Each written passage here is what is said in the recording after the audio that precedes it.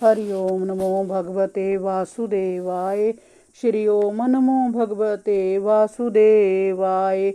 8वां अध्याय। श्री भरत का मृग के मोह में फंसकर मृग जोनि में जन्म। श्री सुखदेव जी ने कहा, एक बार भरत जी गंडकी नदी में स्नान करने के लिए के उपरांत नदी के किनारे बैठकर ओंकार का जाप कर रहे थे। वह तभी एक गर्भवती हिरनी प्यास से व्याकुल होकर नदी के किनारे आई और जल पीने लगी। उसी समय पास ही कहीं से उसे सिंह की दहाड़ सुनाई दी।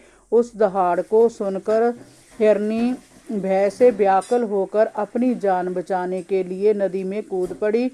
उसके कूदने से उसका गर्भ नदी के में गिर गया। वह अत्यंत व्याकुल हो उठी। उसका नवजात शिशु पानी में बहने लगा।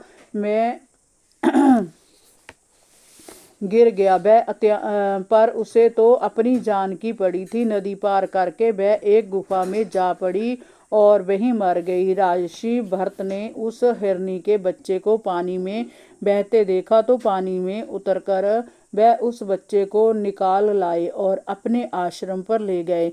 वहां उस हिरनी के बच्चे को वह अपने बच्चे की भांति पालने लगे। उसके प्रति उनकी ममता बढ़ती जा रही थी। वह उस मृग सोने को दूसरे जंगली जानवरों से बचाने लगे और उसके खाने पीने की देख रेख करने लगे। वह रात दिन उसकी चिंता में ही लगे रहते थे। कुछ दिनों में ही उनके नित्य कर्म एक एक करके छूटने लगे। पूजा पाठ भी वह भूल गए। अंत में उन्होंने सारे कर्म त्याग दिए और उस मृग सोने के मोह में फंसकर हर समय उसी के साथ साथ घूमने फिरने लगे।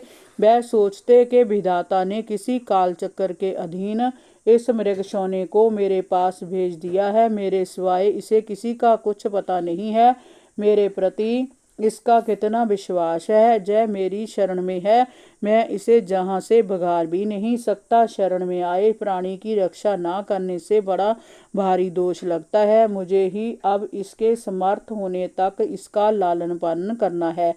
इस प्रकार उस हिरनी के बच्चे में राजा भरत की इतनी आसक्ति बढ़ गई कि उठते बैठते सोते जागते ठहरते टहलते खाते पीते अर्थात हर समय उनका चित्त उसके स्नेह में बंधा रहता था।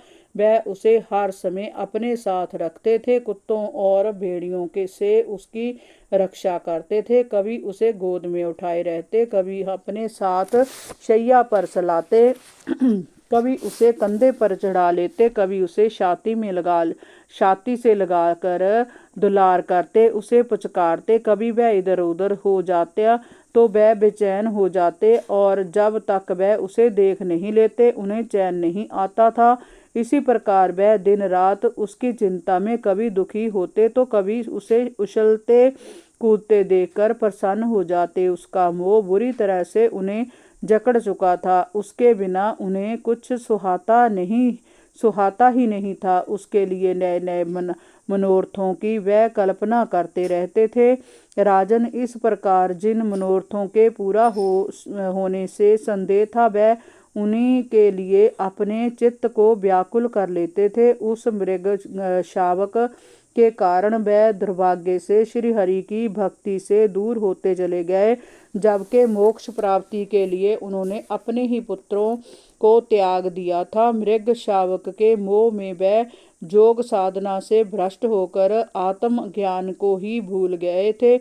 धीरे धीरे मृत्यु काल निकट आया देख उन्होंने मृग शावक को अपने हृदय से चिपका लिया और अश्रु बहाते हुए सोचने लगे कि उनके मरने के बाद इस अनाथ मृग शावक की देखभाल कौन करेगा। ऐसा सोचते सोचते ही उनके प्राण बिखेरू उड़ गए।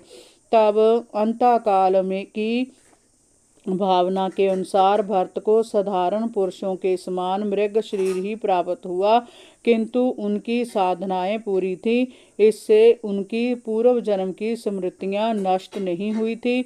उन स्मृतियों के कारण अपने मृग शरीर को देखकर वह दुखी होकर कहने लगे, ओ जय कैसा दुर्भाग्य है कि मैं संयमशील महापुरुषों के मार्ग से पतित हो गया। मैंने तो धैर्यपूर्वक सब प्रकार की आसक्तियों का त्याग करके एकांत और पवित्र आश्रम का सहारा लिया था। वहाँ रहकर जिस चित्त को मैंने सर्वभूतात्मा श्री हरि में लगा दिया था है और निरंतर उन्हीं की लीलाओं का श्रवण और मनन करते हुए संकीर्तन करता था। प्रत्येक पल उन्हें ही अपनी आराधना का केंद्र बिंदु बनाए रखता था। स्थिर भाव से उन्हीं के श्री चरण कमलों में मेरा मन रमा करता था। आज पारबद के कारण मैंने अज्ञानवश अपने मन को ही एक नन्हे से हिरण शावक के मोह में फंसा दिया और अपने लक्ष्य से दूर हो गया।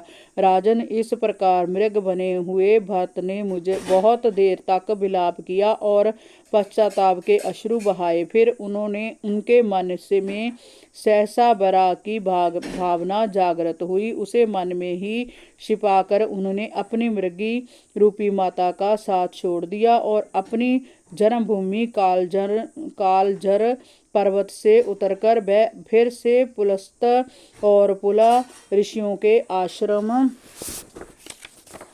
में चले आए। हरि ओम नमो भगवते वासुदेवाय।